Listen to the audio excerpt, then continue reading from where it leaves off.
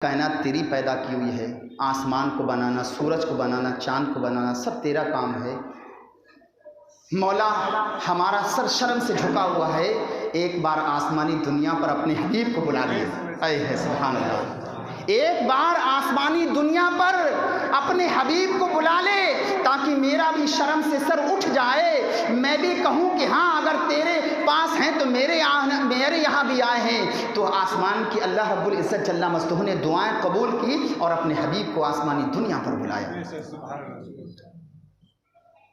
ایک وجہ اور علماء ارشاد فرماتے ہیں، قرآن مقدس کی آیت مبارکہ ہے، 30ویں پارے کی آیت ہے، پہلے ہے الم ترا، دوسری ہے انا اعطیناک الکوثر۔ تو انا اعطیناک الکوثر کے اندر جو لفظ کوثر ہے کہ انا اعطیناک الکوثر، ہم نے اپنے حبیب کو کوثر عطا فرمایا ہے۔ اس کوثر سے دو چیزیں مراد ہیں، ایک تو یہ ہے اللہ کے محبوب علیہ الصلوۃ والسلام ارشاد فرماتے ہیں، بزرگان دین مفسرین اکرام فرماتے ہیں اس کوثر سے مراد یہ ہے کہ جب آپ آسمانی دنیا پر گئے تو اللہ نے آپ کو دو چیزیں عطا فرمائیں۔ وہ دو چیزیں کیا تھیں؟ ایک تو تھا علم کی کثرت، حضور جو نہیں جانتے تھے، حضور خود فرماتے ہیں میری حلق میں ایک ایسا قطرہ ڈالا گیا کہ میں نے زمین و آسمان کی تمام خزانوں کو دیکھ لیا، زمین و آسمان کی کنجیوں کو دیکھ لی، ایسا حلق میں ایسا قطرہ ڈالا گیا میری کہ میں نے جو ہو چکا اور جو قیامت تک ہونے والا ہے اس کا علم اللہ نے عطا کر دیا۔ اور دوسری بات یہ تھی، اس سے مراد یہ ہے کہ اللہ نے اپنے خلیل کو معراج کی رات میں معجزوں کی کثرت عطا فرمائی ہے، نہیں تو ہم نے انگلیوں سے خون بہتے ہوئے دیکھا، کبھی پانی کے چشمے بہتے ہوئے نہیں دیکھے۔ حضور ایک کٹورے میں اب جب اپنا مبارک دست رکھ دیں تو 1400 صحابہ، ان کے ساتھ 1400 جانور وہ بھی پانی پئیں۔ صحابہ کہتے ہیں ہم لوگ 1400 سے صحابہ تھے، ان کے ساتھ جانور بھی تھے، اگر اور بھی ہوتے 1 لاکھ کی تعداد میں بھی ہوتے، وہ چھوٹے سے کٹورے سے پانی جو چشمے ابلے تھے ان کے بھی لیے کافی پڑتا اور پانی کم نہ پڑتا۔ پھر کچھ لوگ انکار کرتے ہیں کہ حضور آن کے آن کیسے گئے؟ پھر حضرات محترم جب اللہ رب العزت نے اپنے حبیب کو اپنا دیدار کرایا تو اس دیدار کے اندر سب سے بڑا کرم اللہ کا اور ہمارے آپ کے لیے تو یہ ہے کہ اسی مبارک رات میں اللہ نے اس امت پر اپنے حبیب پر ایسا انعام و اکرام عطا فرمایا کہ معراج کا سب سے بڑا تحفہ، سب سے عظیم تحفہ یہ کہ اللہ نے اپنے محبوب کو، جو ہم آج 5 وقت کی نماز پڑھتے ہیں، سب سے عظیم تحفہ اللہ نے اپنے حبیب کو یہی نماز کا تحفہ معراج کی رات میں دیا تھا۔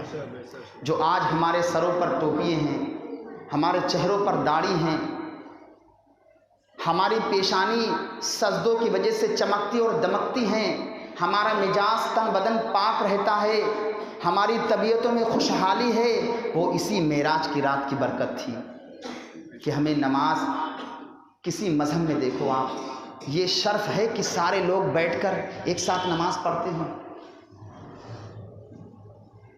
کتنے مذاہب ہیں،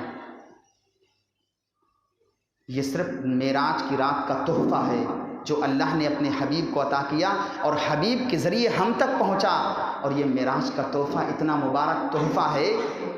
حضور صلی اللہ تعالی علیہ وسلم نے اسی معراج کی رات جب جنت کی آپ نے سیر کی تو بلال حبشی کی آہٹ کی آواز سنی، قدموں کی آہٹ کی، اور یہ معاملہ ایسا نہیں کہ حضور کے ساتھ حضرت بلال حبشی گئے تھے، بلکہ یہ ہزاروں کروڑوں اربوں خربوں سال کے بعد ہونے والا واقعہ اللہ نے اپنے حبیب کو وہ دکھایا۔ تو بلال حبشی سے ایک دن فجر کی نماز کے بعد معلوم کیا، اے بلال میں نے تیرے قدموں کی آہٹ کو سنا جنت کے اندر، تو مجھ سے آگے آگے تھا، خادم کی حیثیت سے، جیسے خادم آگے آگے ہوتے ہیں ہٹو بچو کرنے کے لیے، آپ نے دیکھا ہوگا خادموں کو، تو یہ مقام تجھے کیسے ملا؟ تو بلال حبشی کا جملہ سنو، بلال حبشی کہتے ہیں یا رسول اللہ، اللہ کا کا ایسا کرم کہ جب بھی میں وضو کرتا تو 2 رکعت نفل نماز پڑھ لیتا۔ حضور نے کہا سچ تو نے کہا، اسی کی برکت ہے کہ اللہ نے تجھے یہ مقام عطا فرمایا کہ جنت میں تو جو ہے ہمارے سے آگے آگے جائے گا خادم کی شکل میں۔ لیکن ہم امتیوں کا حال یہ ہے، انہوں نے تو نماز نفل ادا کری تھی، لیکن ہمارا حال یہ ہے کہ ہم فرض نماز جیسے عظیم عبادت کو ترک کر دیتے۔ حضور نے بارہا ارشاد فرمایا اے بلال ہمارے دلوں کو سکون پہنچاؤ، اذان پڑھو، لیکن ہمارا حال یہ ہے کہ ہم نفل نماز تو بہت دور کی بات ہے، فرض جیسے عظیم جو ہے فرائض کو چھوڑ دیتے ہیں، جمعے میں آئیں عصر میں غائب ہو جائیں گے۔ تو حضرات محترم یہ شعبان کا مبارک مہینہ ہے، آنے والا رمضان کا مبارک مہینہ ہے، ابھی سے عادت بناؤ، اپنے بچوں کو نماز کے لیے کہو، نماز خود بھی پڑھو، اپنے بچوں سے بھی نماز کے لیے کہو۔ جب رمضان کا مبارک مہینہ آئے تو نمازی حالت میں آپ چاند کا دیدار کرو۔ یہ نہیں کہ اب چاند دیکھا ہے تو لوٹا اٹھائیں اور نہائیں، نہیں، بلکہ یہ معراج کا تحفہ ہمیں ملا ہے، ہم اس کی قدر کریں، نماز کی پابندی کریں۔ بروز قیامت سب سے پہلے نماز کا سوال ہوگا۔ اور جہنم کے اندر ایسی وادی ہے، ایک وادی کا نام ہے ہبہب کنواں، اور ایک وادی کا نام ہے ویل۔ یہ اتنی دردناک وادی ہیں جہنم کی، اتنی دردناک وادی ہیں کہ تمام جہنم کی جتنی بھی طبقات ہیں سب پناہ مانگتے ہیں کہ یا اللہ مجھے ویل سے اور ہبہب کنویں سے بچا۔ تو آپ کو معلوم ہے جو جہنم کی تمام وادییں اس ہبہب اور ویل سے پناہ مانگتی ہیں، بے نمازی کو اسی میں ڈالا جائے گا، اسی وادی اسی ویل میں ڈالا جائے گا۔ آپ ذرا اندازہ لگاؤ، جہنم کی وادییں خود اس جہنم کی وادی سے پناہ مانگتی ہیں۔ حضور نے ارشاد فرمایا جتنا ہو سکے جہنم سے بچو، جنت کو طلب کرو۔ اور جنت ملے گی کیسے؟ جنت ملے گی نماز سے۔ سب سے پہلا سوال ہوگا کہ تو نے نماز پڑھی کہ نہیں پڑھی۔ بھائی نماز پڑھا کرو، جہاں آپ کو موقع ملے وہاں نماز پڑھو، گھر میں نماز پڑھو، سفر میں ہے وہاں پڑھو، کہیں کام سے گئے وقت نماز کا ہوا اپنا مصلی بچھاؤ، نماز پڑھو، نماز کی عادت ڈالو، یہ نماز کا تحفہ ہے۔ پھر اللہ نے یہ نماز کا تحفہ دیا، 50 نمازیں دیں۔ یہ 50 وقت کی نماز تھی۔ جب موسیٰ علیہ نبی علیہ السلام کی بارگاہ میں آئے، کہا میں بنی اسرائیل کی تلخیوں کو جانتا ہوں، اے حبیب آپ کی امت یہ بار نہیں اٹھا پائے گی۔ 50 وقت 5 وقت کی پڑھی نہیں جاتی، 50 کی کہاں سے پڑھتے؟ یہ حبیب کا صدقہ ہے، یہ حضور کا صدقہ ہے کہ ہمیں 50 کی ملی تھی، 5 کی رہ گئی، 9 مرتبہ یہ آنا جانا ہوا، 50 کی ملی۔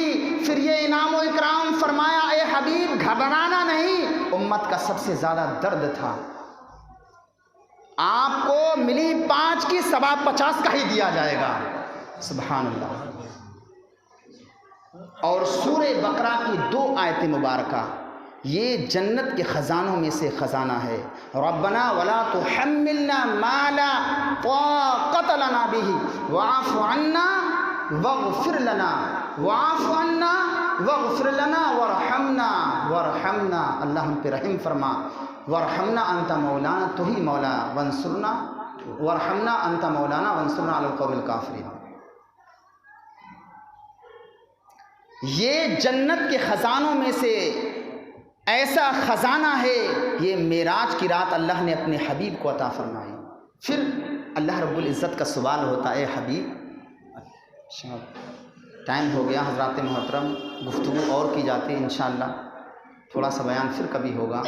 اللہ رب العزت کی بارگاہ میں دعا ہے مولا جو بھی بیان کیا ہے، ایک نصیحت ایک وصیت ہماری یہ ہے کہ شعبان کا مبارک مہینہ چل رہا ہے، رمضان آنے والا ہے، بھائی خود بھی نماز پڑھو، اپنے بچوں کو نماز کے لیے کہا کرو تاکہ نمازی ماحول ہو جائے گھر پہ بھی اور یہاں بھی مسجد میں بھی۔ آنے والا رمضان کا مہینہ ہے، ایک دم گھر خوشیوں سے بھرا رہے گا انشاءاللہ، اللہ کی رحمتوں کا نزول ہوگا، فرشتے آئیں گے وہ بھی خوش ہوں گے، مسجد بھی خوش ہوگی، مسجد بھی روتی ہے کہ بتائیے جمعے کا دن ایسا دن ہے کہ اس میں اس مسجد در و دیوار سے آپ پوچھو، اس کے دل سے پوچھو، یہ بتائیے کہ آج میں کتنا فرحا اور کتنا خوش ہوں۔ لیکن آپ کے جانے کے بعد یہ مسجد و در دیوار روتی ہیں، تو ان کو رونے سے بچاؤ، نماز کی پابندی کرو، خود بھی پابندی کرو، اپنے بچوں کو بھی نماز کے لیے کھاؤ۔ اللہ رب العزت کی بارگاہ میں دعا ہم سب کو اس پر عمل کرنے کی توفیق عطا فرما، آمین ثم آمین۔ وما علینا الا البلاغ۔ السلام علیکم ورحمۃ اللہ وبرکاتہ۔